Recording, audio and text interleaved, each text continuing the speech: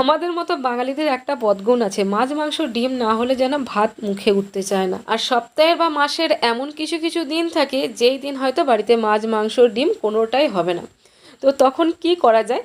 তো তখন আমি বলবো সয়াবিনকে এইভাবে বানিয়ে নিতে। এইভাবে সয়াবিন বানালে মাছ মাংস ডিমের কথাতে কেউ তুলবেই না, এমনকি যারা সয়াবিন খেতে ভালোবাসেও না তারাও কিন্তু আঙুল চেটে এই রেসিপিটা খাবে। তো আজ আমি বানাবো শাহি মালাই সয়া কারি। কীভাবে বানায় রেসিপিটা দেখে নিন, আশা করি আপনাদের ভালো লাগবে।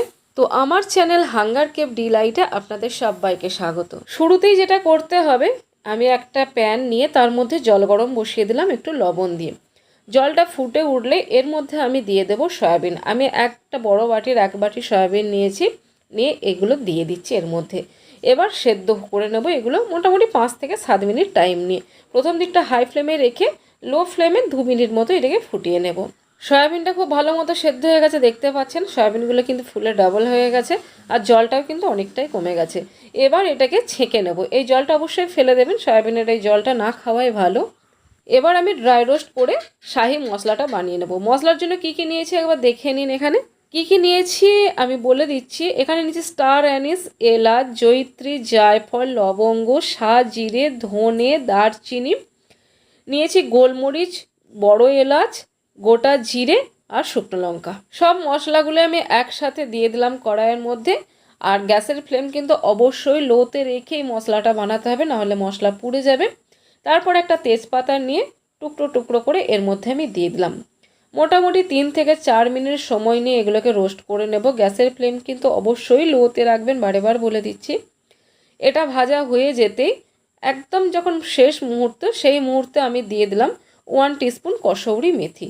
কসৌরি মেথিটা দিয়ে একটু ড্রাই রোস্ট করে নিলাম। গ্যাসটা আমি বন্ধ করে দিয়েছি। এবার এটাকে নামিয়ে ঠান্ডা করে আমি গুঁড়ো করে নেব। আর এদিকে একটা পেস্ট বানাবো, পেঁয়াজ, রসুন, আদা আর টমেটো আমি টুকরো করে নিয়ে নিয়েছি আর এটার একটা পেস্ট বানিয়ে নিচ্ছি। পেস্টটা বানানো হয়ে গেছে, এটা ঢেলে রেখে এই মিক্সার জারের মধ্যে আমি বানিয়ে নেব আর একটা পেস্ট নিয়ে নিচ্ছি। এখানে আমুলের দই ইউজ করছি, আমুলের টক দই। আমি এখানে দইটা নিলাম প্রায় 150 গ্রামের থেকে একটু বেশি বা 150 গ্রাম হলেও হবে। আর দিয়ে দিলাম 25 গ্রাম মতো চারমগজ। এটার একটা ফাইন পেস্ট আমি বানিয়ে নিয়েছি। এটাকেও আমি একটা বোলে ট্রান্সফার করে নিলাম। এবার এই দইটার মধ্যে আমি দিয়ে দিলাম যে ভাজা মশলাটা বানিয়েছিলাম, ভাজা মশলা দিয়ে দিলাম, ঝাল লঙ্কার গুঁড়ো, কাশ্মীরি লঙ্কার গুঁড়ো, হলুদ গুঁড়ো, এই মশলাটাই যাবে। এবার ভালো করে দইয়ের সাথে আমি এটা মিশিয়ে নিলাম। এবার এটাকে আমি সাইডে রেখে রান্নার প্রসেসের দিকে এগোচ্ছি।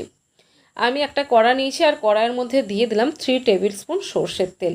সর্ষের তেলের বদলে এটা বাটার বা ঘিয়েতেও বানাতে পারেন বা সাদা তেলেও বানাতে পারেন, কোনো অসুবিধা নেই। তেলটা গরম হতে এর মধ্যে আমি দিয়ে দিলাম আদা, রসুন, টমেটো আর পেঁয়াজের পেস্টটা। গ্যাসের ফ্লেম লো করে এটাকে মোটামুটি গোল্ডেন ব্রাউন হওয়া পর্যন্ত মশলাটা কষিয়ে নেব। দেখতে পাচ্ছেন মশলাটা খুব ভালো মতো কষানো হয়ে গেছে, কালার কিন্তু চেঞ্জ হয়ে গেছে। এবার এর মধ্যে আমি অ্যাড করে দেব যে দইয়ের পেস্টটা বানিয়ে রেখেছিলাম মশলা সহ, সেই পুরো পেস্টটা এর মধ্যে ঢেলে দিলাম।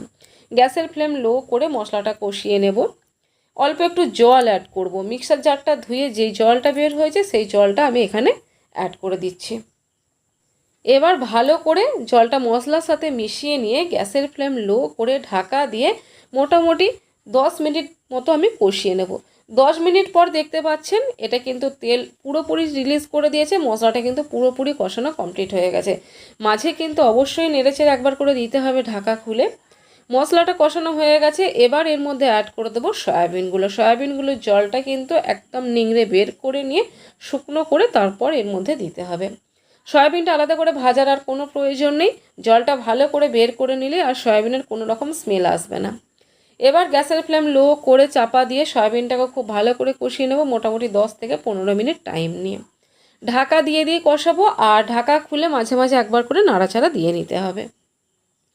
সয়াবিনটা মোটামুটি অনেকটাই কষানো হয়ে গেছে। এবার এর মধ্যে দিয়ে দিচ্ছি পরিমাণ মতো লবণ আর দিয়ে দিচ্ছি ফ্রেশ ক্রিম। তো ফ্রেশ ক্রিম আমি এখানে 2 টেবিল স্পুন ইউজ করছি। ফ্রেশ ক্রিম না থাকলে গুঁড়ো দুধকে জলে গুলে নিয়েও দিতে পারেন অথবা দুধের সর, দুটো অপশান থাকে। তো এবার আমি এখানে ক্রিমটা দিয়ে ভালো করে মিশিয়ে নিয়ে আবার কিন্তু চাপা দিয়ে এটা কষিয়ে নেবো মোটামুটি 5 মিনিট টাইম মতো, মোটামুটি যতক্ষণ তেলটা না রিলিজ হয়ে যায়। দেখতে পাচ্ছেন এবার তেলটা কিন্তু রিলিজ হয়ে গেছে, সয়াবিন কিন্তু অলরেডি কষানো কমপ্লিট হয়ে গেছে। এবার এর মধ্যে গ্রেভির জন্য আমি দিয়ে দেব জল। কতটা গ্রেভি রাখতে চান সেটা আপনাদের ওপর ডিপেন্ড করছে। এখানে গরম জল ইউজ করলে সবথেকে ভালো হয়। তো আমি এখানে পরিমাণ মতো জল দিয়ে দিলাম। এবার ঢাকা দিয়ে কিছুক্ষণ ফুটিয়ে নিলেই কিন্তু একদম এই রেসিপি রেডি। তো ঢাকা দিয়ে কিছুক্ষণ এটাকে রান্না করে নেওয়ার পর আপনাদের কাছে ফিরে এলাম। দেখুন এটা কিন্তু পুরোপুরি রেডি হয়ে গেছে সার্ভ করার জন্য। এটা ভাত, রুটি, পরাঠা, লাচ্ছা, পোলাও, রাইস সবার সাথে সার্ভ করতে পারেন, কারণ সবার সাথেই রেসিপি যাবে। তো যাই হোক, রেসিপি আপনাদের কেমন লাগলো অবশ্যই কিন্তু কমেন্ট করে জানাবেন। ভালো লাগলে প্লিজ একটা লাইক করে দিয়ে যাবেন। আর নতুন বন্ধু হলে চ্যানেলটা সাবস্ক্রাইব করে আমার পাশে থাকবেন। বেল আইকনটা অবশ্যই প্রেস করে দেবেন, নোটিফিকেশান যাতে পৌঁছে যায়। আর যদি ফেসবুক থেকে দেখে থাকেন অবশ্যই পেজটাকে ফলো করে দেবেন। তো আজকের মতো এখানেই বিদায় নিচ্ছি, আবার দেখা হবে নেক্সট রেসিপিতে। ততক্ষণের জন্য সবাই ভালো থাকুন, সুস্থ থাকুন, সাবধানে থাকুন। টাটা।